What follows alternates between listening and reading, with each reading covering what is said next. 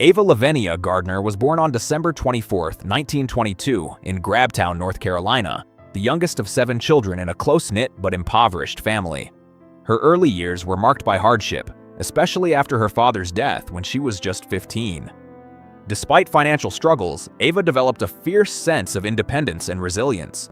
These traits would later help her navigate the unpredictable world of Hollywood. She grew up surrounded by the rhythms of rural life, but her beauty, intelligence, and determination hinted at a future far beyond the small farming community she called home. Discovery and Hollywood beginnings. Ava's journey to stardom began almost by accident in 1941 when her brother-in-law, a professional photographer, displayed her portrait in his New York studio. The image caught the eye of a Metro-Goldwyn-Mayer (MGM) representative, leading to a studio contract. Initially, she appeared in small roles, often typecast as an exotic beauty, but her striking green eyes and magnetic charisma made her stand out. Despite her southern accent, MGM enrolled her in acting and speech classes, refining her craft. Soon, directors recognized her potential, and Ava transitioned from background parts to more substantial roles, setting the stage for her breakout in film noir. Breakthrough with The Killers. Ava Gardner's career skyrocketed in 1946 when she starred opposite Burt Lancaster in The Killers, a film noir classic. Playing Kitty Collins, a seductive and enigmatic character, Ava captivated audiences and critics alike. The film's success cemented her status as one of Hollywood's rising stars. Following this, she was cast in high-profile projects such as Showboat (1951), Mambo (1953), and The Barefoot Contessa (1954), which earned her an Academy Award nomination. Known for her sensuality and presence on screen, Gardner also displayed depth and vulnerability, proving her talent went far beyond her beauty and establishing her as one of the most versatile actresses of her generation. Early marriages and turmoil. Ava Gardner's first marriage, to Mickey Rooney in 1942, was brief and tumultuous. Rooney, already a Hollywood veteran at 21, was infatuated with Gardner, then just 19. Their union, conducted quietly in Ballard, California, reflected MGM's concern about protecting Rooney's wholesome image. Gardner, overwhelmed by his erratic behavior and Hollywood pressures, filed for divorce in 1943, citing mental cruelty. Privately, she noted Rooney's gambling and infidelity as causes. Her discretion preserved his reputation and allowed her career to flourish.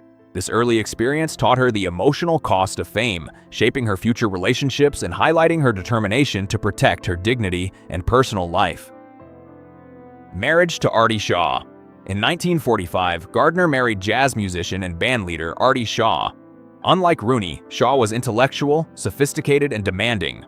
While Ava admired his brilliance, his domineering personality created tension as he criticized her education and attempted to mold her into his ideal.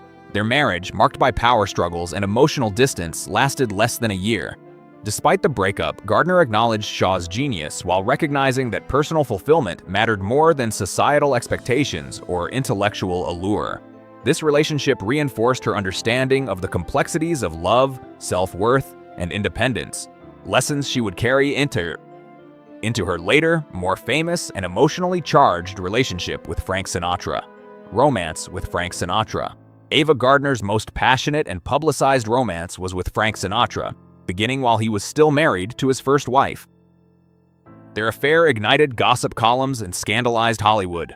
Despite the turbulence, their love was intense, blending desire, admiration, and occasional rivalry. The relationship was marked by frequent arguments over real and suspected infidelity. Gardner admitted to some unfaithfulness, while Sinatra's jealousy and paranoia created emotionally charged confrontations. Though never physically violent, the relationship took a psychological toll. Ava's reflections reveal the intensity of their connection, a bond that was as destructive as it was unforgettable, shaping her personal and professional life for years to come. Struggles within marriage. Gardner's marriage to Sinatra, officially from 1951 until separation in 1953, was emotionally tumultuous. Verbal confrontations often left her feeling humiliated and shaken. Sinatra's possessiveness led him to track her movements on film sets and during travel, generating public scenes. Despite the strain, Ava admitted she never stopped loving him, illustrating the complexity of their bond. The couple's emotional entanglement endured even after legal separation, and both maintained strong attachments for years. Gardner's memoirs detail the profound sadness, loneliness, and self-reflection that followed, highlighting the I'd see Psychological weight of a high-profile relationship under constant media scrutiny. Life after divorce. Following her separation from Sinatra, Gardner relocated to Spain and later London, seeking privacy and respite from Hollywood's relentless gaze. These years allowed her to cultivate personal peace while continuing to work selectively in film, appearing in notable projects like The Night of the Iguana, 1964, and Earthquake, 1974. Despite physical distance from the United States, she wrestled with lingering emotional scars, including loneliness and bouts of depression. Gardner's reflections demonstrate resilience as she sought to reconcile her love for Sinatra with the necessity of emotional survival, illustrating the enduring complexity of human relationships, fame, and personal growth. Later, career and recognition. Even in her later years, Gardner continued to captivate audiences with her talent. Her performances combined charm, vulnerability, and authority, showing her evolution from a Hollywood ingenue to a mature artist. While she accepted fewer roles, each project highlighted her depth and screen presence. Her enduring influence on cinema was recognized by audiences and critics alike. Through her acting, Gardner remained a symbol of elegance and professionalism. She also became an emblem of the challenges faced by women in Hollywood, balancing fame, love, and personal autonomy while confronting the industry's expectations and her own desires for happiness and fulfillment. Personal struggles and health. In 1986, Gardner suffered a debilitating stroke, which limited her mobility but did not diminish her spirit. She maintained friendships and reflected on her life with humor and candor. Despite her health challenges, she remained emotionally strong and resilient. Sinatra, despite their estrangement, arranged for her medical care in the United States, highlighting the enduring connection between them.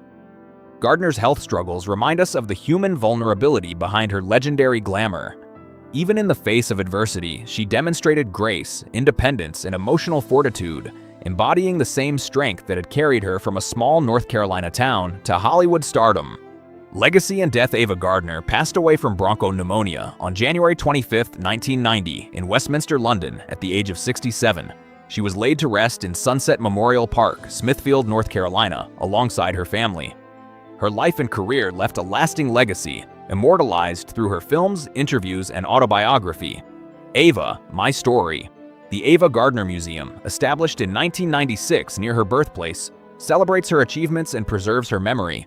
Gardner's life exemplified beauty, talent, passion, and resilience. Through triumphs and heartbreak, she maintained her dignity and humanity, leaving an enduring imprint on cinema, popular culture, and the hearts of admirers worldwide. Reflection on love and survival. Ava Gardner's reflections on her personal life, particularly her marriage to Sinatra, reveal the complexities of love, fame, and personal growth. She endured intense relationships, public scrutiny, and personal hardship, yet remained authentic and introspective. Her story illustrates the tension between love and self-preservation, passion and reason, and public image versus private reality. Gardner's candidness in interviews and her memoir provides a rare window into the emotional life of a woman who experienced love, heartbreak, and survival on a grand scale. She remains an emblem of strength, resilience, and the indomitable human spirit.